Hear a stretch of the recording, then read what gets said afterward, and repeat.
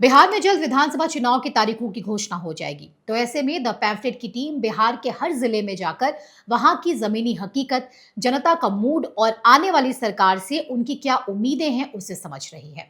हमारे रिपोर्टर प्रभात रंजन मिश्रा बिहार चुनाव की कवरेज के दौरान कटिहार जिले में पहुंचे। ये सीमांचल का वो इलाका है जहां हाल के दिनों में डेमोग्राफी बदली है, समुदाय विशेष की आबादी बढ़ी है और मेजोरिटी वाले हिंदुओं की संख्या कम हुई है। इसी इलाके में धरातल की रिपोर्टिंग के दौरान हमारे सहयोगी ने एक ऐसे लड़के को आइडेंटिफाई किया जिसने कैमरे पर यह कबूला है कि वो बांग्लादेशी है। पहले वो रिपोर्ट देखिए। नाम क्या हुआ दोस्त? अकमल। अकमल, कहाँ से दोस्त? उधर से बांग्लादेश से। बांग्लादेश से? बांग्लादेश से कब आए दोस्त? आया तो अभी सुबह सुबह। आज सुबह सुबह आए? हाँ। बांग्लादेश से?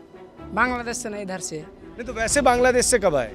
बांग्लादेश से तो आ गया 20 साल से 20 रहते साल हैं। से? 20 साल हो गया? हाँ, 20 तो साल हो तुम्हारी गया। उम्र कितनी है? हमारा उम्र 16। 16, तो तुम 20 16। 16 है। हाँ। और वैसे मतलब कि क्या कहते हैं, 20 साल पहले पिताजी वगैरह आए थे? हाँ हाँ। अब्बा वगैरह? अब्बा का क्या नाम है? बका यूसुफ। बाका यूसुफ। हाँ। तो यहाँ जमीन वमीन खरीद लिए? ना उधर ही खरीदे हैं। कहाँ खरीद लिए? उधर उधर किधर?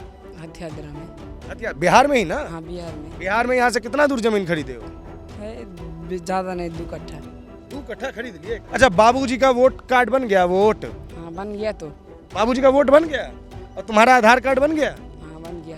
अच्छा। घर में है। आधार कार्ड पे क्या पता लिखवाए हो? बिहार वाला? हाँ। बिहार वाला पता लिखवाए हो?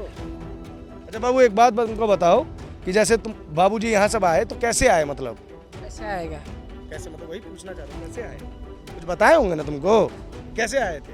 अच्छा से आया है। मतलब कि बंगाल के रास्ते यहाँ पे घुसे थे?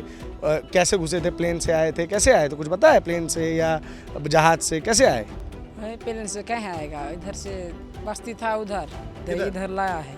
अच्छा, यहाँ कितने लोग रहते हैं बाबू आप लोग? हमारा 5 भाई 6 बहन। हैं? कितना है बेटा?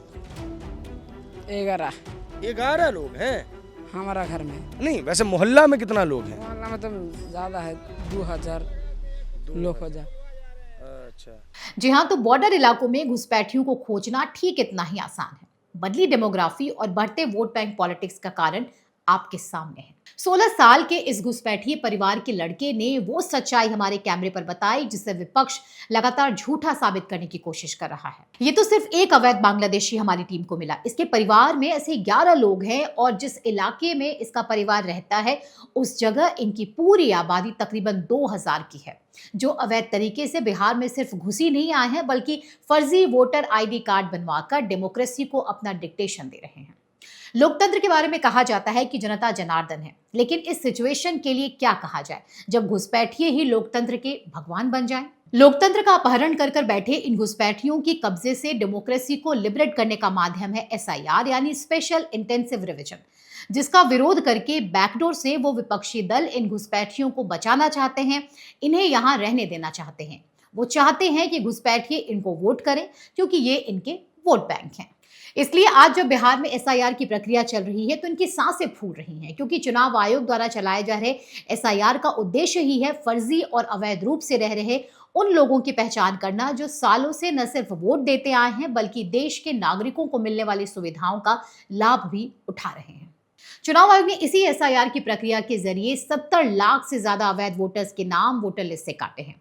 ऐसे अवैध वोटरों के नाम काटे जाने का मामला ये सिर्फ सीमांचल ही नहीं बल्कि बिहार के कई इलाकों की हकीकत है, जहां सालों से अवैध रूप से रह रहे लोग फर्जी वोटर आई कार्ड बनवाकर अपना वोट डाला करते थे, जिनका अब पर्दाफाश किया गया है। दरअसल SIR इसलिए भी जरूरी है ताकि जो लाखों डुप्लीकेट वोटर्स हैं उन्हें वोटर लिस्ट से हटाया जाए, जो एक साथ कई वोटर ID कार्ड बनाकर अपने पसंदीदा कैंडिडेट को वोट देकर अब तक जिताते आए हैं, उनका ये खेल खत्म हो सके। इस बात में कोई विवाद नहीं है कि देश के हर राज्य में SIR क्यों जरूरी है, और अगर फिर भी SIR एक बेकार सी एक्सरसाइज लगे तो आपको कुछ महीने पीछे जाकर पहलगाम हमले के बाद की मेमोरी को रिकॉल करना जरूरी है।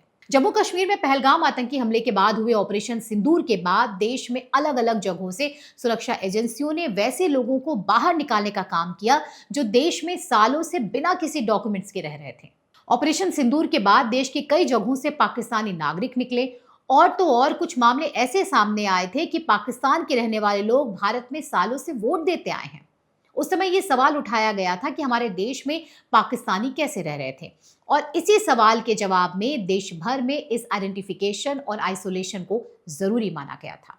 लेकिन जब करने की बारी आई तो वोट बैंक के खत्म होने की चिंता भी सताई। ये वो वोट चोरी का पूरा गुब्बारा है? वो क्या है? वो बस घुसपैठियों का नाम वोटर लिस्ट से कट जाना है, जो घुसपैठिए बॉर्डर जिलों में मैंडेट चुराते आए हैं। ऑपरेशन सिंदूर के बाद दरअसल बिहार ही वो पहला राज्य है जहां इस वर्ष चुनाव हो रहे हैं, इसलिए चुनाव आयोग इस प्रक्रिया को लेकर इतना एक्टिव है। यही नहीं, ऐसे कितने ही मामले देश में सामने आए हैं जहां अवैध रूप से रह रहे लोगों का नाम देश में हुए बड़े आतंकी हमलों में सामने आ चुका है। सुरक्षा एजेंसियों की जांच में पता चलता है कि ये बांग्लादेशी या पाकिस्तानी होता है जो अवैध तरीके से हमारे देश में दाखिल होकर देश में आतंकी घटनाओं को अंजाम देने की साजिश रच रहा होता है और हमारे और आपके बीच में रहता है। लगातार देश की सुरक्षा एजेंसियों के इनपुट के बाद ही चुनाव आयोग ने SIR जैसे ड्राइव को शुरू किया। सवाल ये है कि क्या इन हालातों में देश के अंदर अलग अलग राज्यों में अवैध रूप से रह रहे उन लोगों की पहचान करके उनके डॉक्यूमेंट्स की जांच पड़ताल नहीं होनी चाहिए? क्या एक निष्पक्ष और ट्रांसपेरेंट चुनाव कराने के लिए चुनाव आयोग जो कदम उठा रहा है वो कहीं से भी असंवैधानिक है? फिलहाल तो द पैम्फलेट की इस एक्सक्लूसिव रिपोर्ट में कुछ अवैध वोटरों का पर्दाफाश हुआ है, जैसा करने की हमने कोई पूर्व योजना नहीं बनाई थी। लेकिन SIR की रिपोर्ट और फाइनल इलेक्टोरल रोल जो मंगलवार 30 सितंबर को आए हैं, उसकी भी स्टडी करके हम आपके लिए ऐसे ही ग्राउंड रिपोर्टिंग और एनालिसिस लाते रहेंगे। तब तक आप देखते रहिए द पैम्फलेट।